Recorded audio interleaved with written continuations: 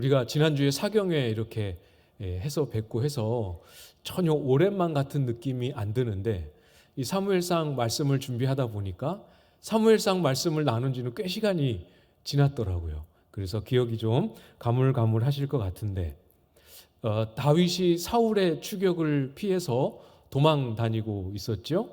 우리가 살펴본 흐름에 비교적 가까운 흐름에서 놓고 보면 다윗이 자신을 추격하던 사울을 살려주었던, 이렇게 해할 수 있는 기회가 생겼는데 해하지 않고 살려주었던 두 번의 사건을 우리가 살펴봤었습니다. 26장, 사무엘상 26장에 보면 두 번째로 사울 왕을 살려주었던 사건 우리가 봤었는데요. 첫 번째는 이제 다윗이 굴에 먼저 들어가 있는데 사울이 그 굴로 들어와서 어떻게 그렇게 해서 만나게 돼서 살려주었던 사건이죠. 두 번째 살려주었을 때는 그때와 달리 전혀 사울에 대한 두려움 없이 오히려 자신을 추격하기 위해 군대를 이끌고 온 그 사울에게 밤중에 그 사울의 진영에 이렇게 침투해 들어가서 그 소지품을 들고 나옴으로 내가 살려주었다는 징표를 주는 이런 방식으로 살려주었던 그런 것 우리가 함께 살펴봤습니다. 두 번째 사울 왕을 살려주었을 때는 첫 번째와 달리 사울 왕을 두려워하지 않고 하나님이 반드시 하나님의 방식으로 이 사울을 다루실 것이다 라는 믿음을 가지고 있었던 것도 우리가 보았습니다. 그러나 살려주었는데 막상 이 살려주고 나서 사울과 대면하고 대화를 나눠보니 사울 왕은 달라진 것이 없어 보이고 지금 살려주어도 또다시 자신을 추격해 올 것 같은 것을 직감을 했는지 다윗은 다시 또 사울을 두려워하게 됩니다. 그래서 내가 필시 사울의 손에 죽을 수도 있겠다, 이런 마음을 가지고 결심한 것이 안 되겠다, 블레셋으로 망명하자, 이렇게 해서 블레셋으로 도피하게 되지요. 그게 이제 오늘 본문의 흐름과 아주 가깝게 맞닿아 있는 사건입니다. 다윗이 예상했던 대로 블레셋으로 도망치고 나니까 사울의 추격이 멈췄습니다. 사울의 추격은 피할 수 있었을지 모르지만 하나님이 계획하신 이 광야, 이 연단을 통한 훈련의 시간은 다윗이 임의로 중단할 수 없었지요. 평안하고 싶었지만 그 평안은 고난의 상황을 피한다고 주어지는 게 아니잖아요. 그렇죠? 평안은 믿음 안에 거하게 될 때, 믿음 안에 우리의 마음이 잘 뿌리를 내리고 있을 때 환경과 상관없이 우리에게 주어지는 것 아니겠습니까? 그래서 오늘 본문에는 다윗이 사울을 피해서 블레셋으로 들어갔지만 블레셋 안에서 또 다른 예기치 못한 어려움을 만나게 됨을 오늘 본문은 가르쳐 주고 있습니다. 또 다른 수고와 오늘 설교 제목에 있는 것처럼 위기를 만나게 되지요. 우리가 3절부터 읽기는 했습니다만 1절 말씀해 보시면 블레셋 사람들은 그들의 모든 군대를 아벡에 모았고 이스라엘 사람들은 이스라엘에 있는 셈 곁에 진쳤더라.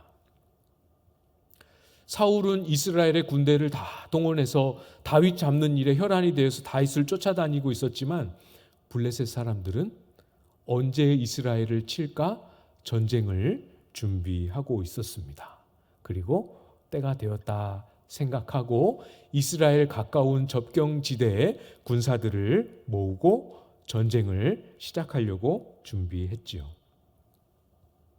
그리고 다윗은 블레셋으로 피해 있는데 블레셋이 이스라엘을 쳐들어올 생각을 하니까 어쩔 수 없이 다윗은 전혀 생각하지 못했던 위기, 사울을 피하기 위해서 그 이유로 블레셋을 선택했지만 블레셋에 오는 바람에 자칫 잘못하면 모든 것을 다 잃어버릴지도 모르는 위기를 만나게 됩니다.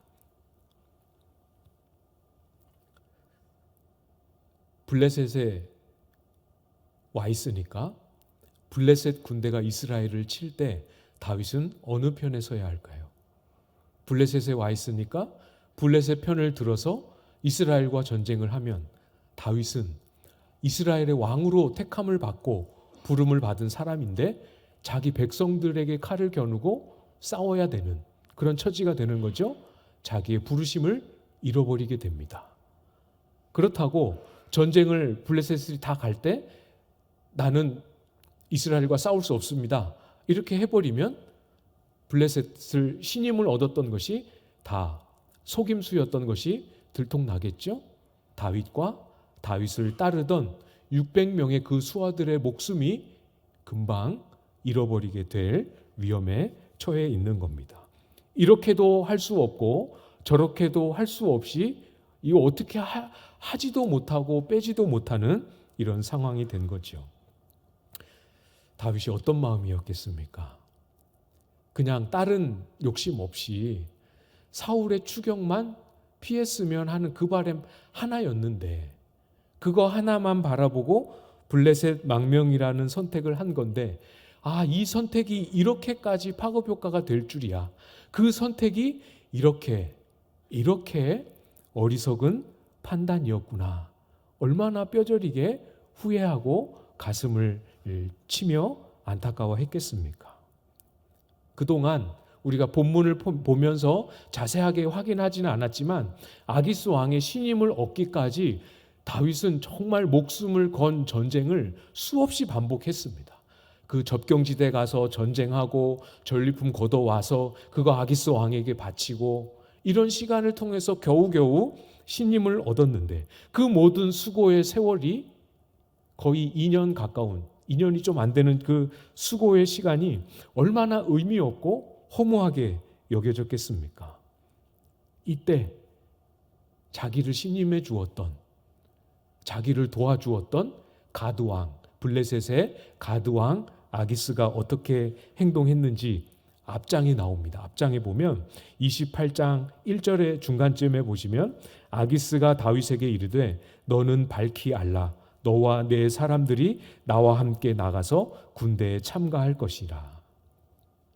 다른 블레셋 사람들은 몰라도 이 아기스 왕은 그런 과정을 거치면서 다윗을 지켜봤겠죠. 다윗을 신임하게 되었습니다. 그래서 나랑 같이 이스라엘과 싸우는 이 전쟁에 같이 가서 싸우자라고 다윗을 끌어들이고 있는 거죠. 이제까지 신임을 얻으려고 애를 썼고 그 신임의 결과로 시글락이라는 성읍도 자기에게 주었고 여러 가지 아기스의 도움과 아기스의 베풀어주는 편이 이런 보호를 얻고 도움을 받았다라고 여겼던 그 아기스가 다윗을 가장 적극적으로 가장 위험하고 다윗이 가장 원치 않는 자리로 아기스가 다윗을 데려가고 있는 모습이죠. 다윗은 블레셋 군대에 블레셋 군복을 입고 블레셋 깃발을 든 그 군인 행렬에 다윗은 따라서 진군하게 됩니다. 그게 2절에 있는데요. 블레셋 사람들의 수령들은 수백 명씩 수천 명씩 인솔하여 나아가고 다윗과 그의 사람들은 아기스와 함께 그 뒤에서 나아가더니 그 모습을 진군하는 모습을 자세하게 기술하고 있지요. 다윗의 심정이 어땠을지 상상이 되시죠? 어떻게 하면 피할 수 있을까? 어쩌다가 이 지경까지 왔을까? 온갖 복잡한 생각에 참 괴롭고 고통스러웠을 것 같습니다. 다윗이 옛날에 걸어왔던 그 행적을 한번 보십시오. 하나님의 택함 받은 하나님의 백성의 군대를 모욕했을 때 할례받지 못한 저 블레셋의 장수가 이스라엘 하나님의 군대를 모욕한다 하면서 물맷돌만 들고 달려가서 블레셋의 장수를 쓰러뜨렸던 사람입니다. 다윗은 블레셋을 조금도 두려워하지 않고 싸우고 이겼던 그런 사람입니다. 그런 다윗이 자기 혼자만이 아니라 자기를 믿고 따르는 수하 600명과 함께 블레셋 군기를 든 그들의 군사들과 함께 이스라엘을 향하여 진격하고 있는 대열에 합류하고 있는 거죠. 과연 다윗은 이 상황을 어떻게 수습할 수 있을까요? 수습이 가능한 상황이겠습니까? 오늘 본문을 통해서 아주 단적으로 우리는 확인하게 되죠. 사람을 의지하는 것이 이렇게 믿을 수 있는 게 못 되는구나. 사람을 믿지 말라는 것이 아니라 하나님을 의지하는 마음 대신 사람을 의지하는 선택을 반복하다 보면 결국 그 사람이 나쁘지 않더라도 사람의 도움을 구하는 것이 우리의 인생과 신앙에 결정적인 큰 도움이 되지 못하는 것을 경험하게 됩니다. 아기스에게 신임을 얻기 위해 목숨을 걸고 싸우며 얻어왔던, 그렇게 전리품을 바쳐왔던 그 모든 수고의 열매가 블레셋 군대에 합류하여 이스라엘과 싸우게 되게 될 이런 일이 올 거라고 다윗이 예상했겠습니까? 그 누가 예상했겠습니까? 그렇죠? 정말 다윗이 아기스이지만, 적국의 왕이지만 그래도 도움을 받는 동안은 정말 성실하게 했던 것 같아요. 그래서 끝까지 아기스는 다윗을 신임합니다. 그러나 일이 이 지경이 되니 그렇게 자기를 신임해 주는 아기스 왕의 신임이 아무 소용이 없지요. 오히려 해가 어려움이 되고 있습니다. 사람을 의지하는 것도, 사람의 도움만 바라고 기다리는 것도, 사람으로부터 신임을 얻고 좋은 평판을 얻는 것도 우리가 영원히 붙잡을 만한 도움이 되지 못함을 여러분 충분히 이해하실 수 있겠죠? 아무리 좋은 사람도 끝까지 나를 위해 줄 수는 없는 법입니다.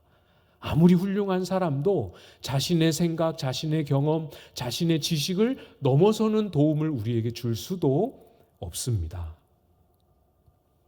마음을 사람에게 두고 사람을 의지하고 도움이 올 때 그 도움 때문에 너무너무 기뻐하지만 그 도움이 사라질 때 말로 다 없이 서운해하고 절망하고 그렇게 사는 것, 언제 쓰러질지 모르는 모래성에 숨어서 모래성에 기대어 사는 것과 같은 것이죠. 제가 이만큼 여러분에 비하면 아직 한참 이렇게 젊지만 이만큼 살아오니까 부모님이 해주셨던 이야기들이 많이 생각이 나요. 아, 그래. 그 말이 참 맞구나. 어릴 때 한 번씩 해주셨던 이야기 중에 몇 가지가 제 마음에 지금도 이렇게 잘 간직된 제 삶의 지침처럼 남아있는 게 몇 가지 있는데, 언젠가 제가 아주 어릴 때 어머니가 저한테 그러셨어요. 네가 조금 손해를 보는 한이 있더라도 절대로 다른 사람한테 해를 끼치는 삶은 살지 마라. 이 얘기를 해주셨는데 어린 나이였으니까 그런가 보다 하고 들었을지 모르겠는데 이상하게 그 말이 오랜 세월이 지났는데도 제 마음에 아주 생생하게 남아 있습니다. 이런 얘기도 하셨어요. 제가 어머니가 담가주신 깍두기가 너무 맛있어가지고 그 깍두기를 막 부두둑 부두둑 씹어 먹고 있는데 어머니가 웃으시면서, 그때 전도사였거든요. 나중에 목사님 되면 성도님들하고 가서 식당에서 식사할 때 지금처럼 그렇게 쩝쩝 뽀드득 뽀드득 이런 소리 내지 말고 입 꽉 다물고 씻어 이렇게 입 딱 다물고 먹어야 된다. 그때는 그 말의 의미를 이해를 못했습니다. 아니, 전도사님이건 목사님이건 음식도 맛있게 먹으면 안 되나 그런 생각을 했었는데 나중에 부교육자로 가보니까 목사님들 중에도 그런 말씀을 해주시더라고요. 그것도 제 마음에 이렇게 남아 있습니다. 몇 가지가 이렇게 어머니 아버지가 해주셨던 말씀이 남아 있는데 그 중에 제가 해드리고 싶은 말씀은 깍두기 얘기가 아니고 이 말씀을 해주셨어요. 제가 목사 안수를 받고 난 후입니다. 오랫동안 이제 장로님으로 권사님으로 교회 섬기시면서 많이 겪어 보셨던 것 같아요. 그러면서 저한테 해주셨던 말이, 너한테 잘해주는 그런 성도님들 너무 많이 의지하면 안 된다.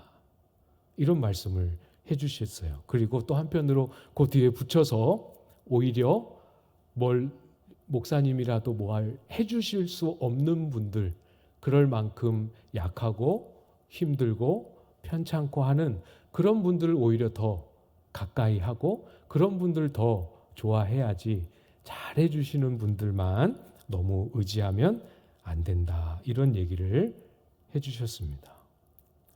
이 말씀도 좋은 말씀이라고 듣기는 했지만 나중에 보니까 선배 목사님들이 똑같은 말씀을 가르쳐 주시더라고요. 제 마음에 이것도 아주 굵고 선명한 가치관처럼 남아 있습니다. 사람을 의지하지 않는 것, 이거는 아마 제가 더 강조해서 말씀 안 드려도 잘 알고 계시죠? 사람을 의지하지 말라는 게 물론 누구에게도 어떤 도움도 받지 말고 이렇게 철벽치고 살으라, 그런 의미가 아니라는 거 여러분 잘 아시지요? 다른 지체들과 사랑의 섬김을 베풀기도 하고 다른 지체들의 수고를 이렇게 덧입으며 더불어 서로 기대며 살아가는 그런 관계 자체를 부정하는 그런 의미도 아닙니다. 잘 아시죠? 하나님께 도움을 구하고 하나님을 찾고 하나님을 부르고 하나님을 의지해야 할 그 자리까지도 사람에게 의지해서 이 사람이 있어서 기도 안 해도 될 것 같고 이 사람이 도와주는 바람에 하나님을 찾는 마음의 긴장이 다 누그러지고 그렇게 되도록 사람을 의지해서는 안 된다라는 그런 말씀이지요. 맞습니다. 그렇죠? 정말 맞습니다. 하나님만이 우리의 진짜 도움이시죠. 하나님만이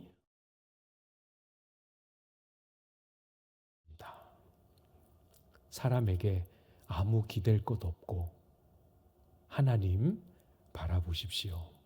하나님 바라보고 하나님 의지하십시오. 당장에 얼른 이 사람에게 부탁하면, 얼른 이 사람에게 의지하면 될 것 같지만 그거 잠시 내려놓고 시간이 조금 더 오래 걸리는 것 같고 길이 조금 더 더디 보이는 것 같아도 먼저 충분히 하나님께 의지를 하고 도움을 구하는 자리를 잘 잃어버리지 않고 간직하실 수 있기를 바랍니다. 그렇게 하나님 의지할 때 하나님 이렇게 보시고 사람을 붙여주시잖아요. 사람을 통해서 하나님이 도움을 열어주시잖아요. 그럴 때 받고 그럴 때 얻으면 충분히 우리가 하나님 안에서 서로 더불어 함께 살아갈 수 있는 것이죠. 어떤 관점에서 보면 다윗이 하나님을 의지하지 않고 사람을 의지했다. 사람의 방법으로 이 문제를 해결하려고 했다. 이 지점에서 다윗은 실패했다. 이렇게 말할지 모르겠습니다. 그러나 오늘 본문을 제가 가만히 묵상하면서 저도 설교 중에나 이렇게 묵상 중에나 기도 중에 이 실패라는 단어를 굉장히 많이 쓰는데 가만히 오늘 본문을 묵상하면서 이 실패라는 단어는 조금 성경을 찾아봐야겠긴 하겠지만 그렇게 성경적인 개념이 아닐 수도 있겠구나 이런 생각을 해보게 되었습니다. 우리 성도의 삶이, 성도의 신앙 여정이 하나님의 살아계심과 하나님의 신실하신 일하심을 떼놓고 그걸 분리해놓고 말할 수가 없는 게 우리의 삶이고 신앙인데 그렇게 하나님 살아계심과 하나님의 일하심으로 설명할 수밖에 없는 우리의 삶에 실패라는 말 사용하는 거 정말 조심해야 합니다. 한 기간만 놓고 한 순간만 놓고 내가 했던 행동, 그 행동을 했을 때 내 마음가짐만 놓고 본다면 실패의 요소가 틀림없이 있겠지만 여러분 아시지 않습니까? 우리 하나님께는 실패함이 없으시다는 거 잘 알고 계시지 않습니까? 하나님은 사람은 다윗을 보고 실패했다. 그 실패의 쓴 잔을 다윗이 마시고 있다. 이렇게 말할지 모르겠지만 하나님은 실패하지 아니하시고 다윗을 그 위기와 어려움으로부터, 이러지도 저러지도 못하는 그 위기로부터 다윗을 끌어내시지요. 오늘 본문 3절, 4절에 그 내용이 기록되어 있습니다. 이제 전 블레셋 군대가 모이게 되죠. 각 종족, 5개의 종족으로 블레셋이 형성이 되어 있는데 이 5 방백들이 모여서 회의를 하게 됩니다. 그리고 지금 그들의 눈에 비친 이 모든 군대 행렬 맨 뒤에 있는 이스라엘 사람들을 발견하고 문제 제기를 한 거죠. 우리가 지금 다른 민족과 전쟁을 하는 것도 아니고 이스라엘을 치러 가는데 우리 군대에 이스라엘 사람들을 끌고 가는 것이 이게 말이 됩니까? 하면서 문제를 제기합니다. 아기스가 그 문제 제기에 어떻게 대답합니까? 3절 하반절쯤에 보시면 다른 방백들을 설득하지요. 그가 나와 함께 있은지 여러 날 여러 해로되 그가 망명하여 온 날부터 오늘까지 내가 그의 허물을 보지 못하였노라. 같이 있어 봤는데, 겪어 봤는데 믿을만하다 이렇게 이야기하고 있는 거죠. 설득합니다. 안타깝게도 아기스의 설득은 효과를 내지 못하고 나머지 4 방백들은 끝까지 반대하고 4절에서 화를 냅니다. 절대로 다윗의 무리를 이 전쟁에 동참시켜서는 안 된다. 정말 우리 과거에 겪었던 대로 전쟁을 하던 와중에 다윗과 이 이스라엘 무리가 그 품었던 계획을 따라서 우리와 배신하고 이스라엘 편에 서면 이 감당을 어떻게 하겠느냐 하면서 과거에 다윗이 골리앗을 이겼을 때 이스라엘 백성들이 다윗을 칭송하며 불렀던 그 노래를 다시 끄집어내면서 반대합니다. 결국 아기스는 방백들을 설득하는데 실패하고 다윗을 군대 행렬에서 빼내어 집으로 돌려보내게 되죠. 지금 이 상황 3절과 4절에서 방백들 간에 큰 다툼이 일어나고 결국 다윗을 돌려보내게 되는 이 상황에서 누가 다윗에게 도움을 주고 있습니까? 다윗이 그렇게 애를 쓰고 신임을 얻어냈던 아기스가 아니지요. 다윗에게 매우 적대적이었던, 다윗의 신분을 잘 알고 있고 그의 위험 요소를 잘 알고 있었던 블레셋의 나머지 4 방백들이 오히려 다윗에게 도움이 되는 결정과 선택을 하고 있습니다. 하나님이 이 4 나머지 방백들의 결정을, 그들의 판단을 사용하고 계시는 거죠. 잘 보십시오, 여러분. 하나님이 다스리시는, 하나님이 만드시는 큰 그림 속에서 영원한 원수도 없고 영원한 친구도 없지요. 오직 우리가 의지하고 바라볼 분은 하나님만이, 오직 하나님만이 하나님으로 계실 뿐인 것을 우리는 확인하게 되지 않습니까? 한 사람의 성취와 성공이 영원한 성공으로 남을 수도 없고 한 사람이 경험하는 잠시의 실패도 영원한 실패로 남게 두시지 않는 하나님의 일하심, 잘 이해하실 수 있겠죠? 아기스는 7절에 보면 방백들을 설득하지 못하고 다윗을 돌려보내게 됩니다. 하나님은 이 블레셋 방백들을 사용하셔서 다윗을 위기로부터 막으시고 이끌어내시지요. 자칫 잘못하면 생명을 잃을 수 있는 그런 위험이고 자칫 잘못하면 자신의 부르심에 반하는 걸음을 걸을 수도 있는 그런 위기에서 하나님은 다윗을 건져내십니다. 어떤 자리에서도 어떤 상황에서도 어떤 도구를 써서도 그 모든 것을 사용하여 하나님은 하나님이 정하신 그 뜻을 얼마든지 영향받지 않고 이루시는 하나님이시지요. 로마서 8장 28절 말씀입니다. 여러분 잘 아시는 말씀이지요. 우리가 알거니와 하나님을 사랑하는 자 곧 그의 뜻대로 부르심을 입은 자들에게는 모든 것이 합력하여 선을 이루느니라. 무조건 다 잘 될 거니까 괜찮다, 그런 의미가 아니죠. 그냥 모두에게 저절로 다 잘 되게 하실 테니까 염려하지 말라, 그런 의미만 담겨 있는 것도 아닙니다. 앞에 분명히 말씀하셨죠. 그 뜻대로 부르심을 입은 자들에게 해당이 되는 말씀입니다. 하나님이 부르신 자들을 하나님이 책임지시는 거죠. 우리는 이 부르심을 확인해야 합니다. 어떻게 확인합니까? 제가 다시 한번 읽어드리도록 하겠습니다. 우리가 알거니와 하나님을 사랑하는 자 곧 그의 뜻대로 부르심을 입은 자들에게는 모든 것이 합력하여 선을 이루느니라. 맨 앞에 나오죠. 하나님을 사랑하는 자 곧 그의 뜻대로 부르심을 입은 자들에게는, 하나님을 사랑하는 자입니다. 사람을 의지하지 말고 하나님을 의지해야 한다, 하나님을 의지해야 한다, 여기에서 우리가 머물지 않기를 바랍니다. 정말 하나님이 우리의 도움이 되시고 정말 하나님의 마음은 우리를 건지시고 우리를 살리시고 우리를 일으키시기를 누구보다 원하시고 기뻐하시는 분이시다라는 사실을 정말로 믿을 수 있게 되기를 바랍니다.